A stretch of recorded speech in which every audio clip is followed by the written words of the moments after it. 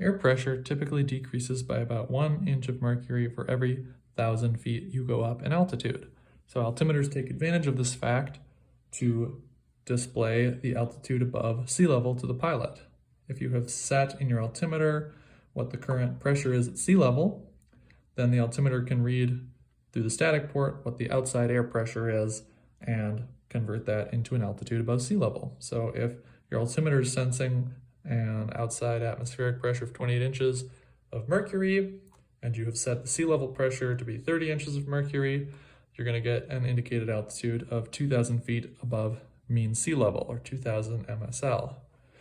So in this example I've drawn here, we've got the ground here about 700 feet above sea level.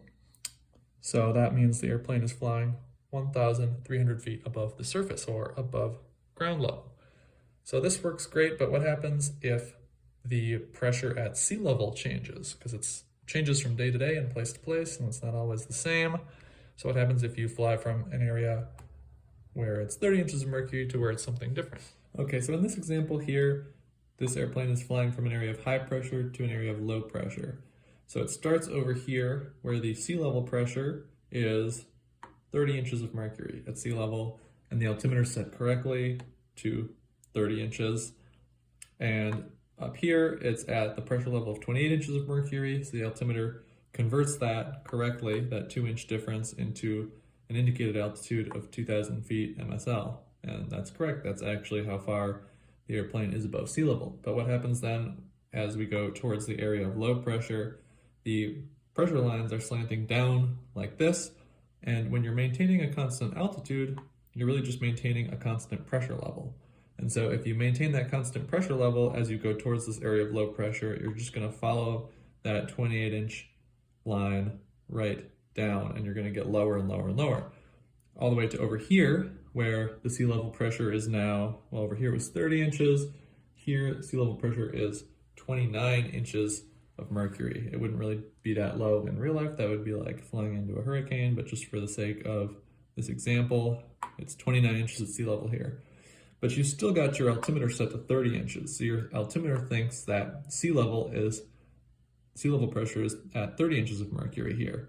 And it sees that you're at 28 inches of mercury, and it converts what it thinks is a 2-inch of mercury difference between your current level and sea level into an indicated altitude of 2,000 feet incorrectly.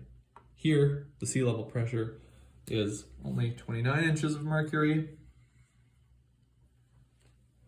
So if you reset your altimeter to the correct altimeter setting, 29 inches, the altimeter will see, oh, that's a 1 inch of mercury difference from sea level. We must be 1,000 feet above sea level.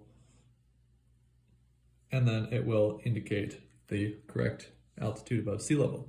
So having your altimeter read correctly depends on having the correct sea level pressure set in the altimeter. So the altimeter has the correct basis from which to measure your current altitude. And so that is why the altimeter needs to be reset as you go from place to place. And if you are going from an area of high pressure to low pressure and don't reset it, you're going to follow that pressure level down. So the way we remember that is we say high to low, look out below. You're going to be a lot lower than you think you are. Here with the wrong altimeter setting, if you still have 30 inches set, you're going to think you're at 2,000 feet because the altimeter thinks sea level is 30 and you're at 28 inches, 2-inch difference, 2,000 feet, but you're actually only 1,000 feet above sea level. So high pressure to low pressure, if you don't reset the altimeter, look out below. You're going to be lower than you think you are. And the reverse is true. If you go from low pressure to high pressure and don't reset the altimeter, you'll follow the pressure levels up and you'll be higher than you think you are. So we say low to high, clear the sky. If you go from an area of low pressure to an area of high pressure and don't reset the altimeter, you're going to be higher than you think you are. And lastly, the same is true for flying from an area of high temperature to an area of low temperature, from hot to cold or cold to hot. Same is true because in cold weather, the whole atmosphere shrinks down because cold air is less dense than warm air, and so the pressure levels scrunch together, whereas in warm air is less dense, it expands, the pressure levels are spread out more, so you have that sloping of the pressure lines, so you can get the same air with temperature.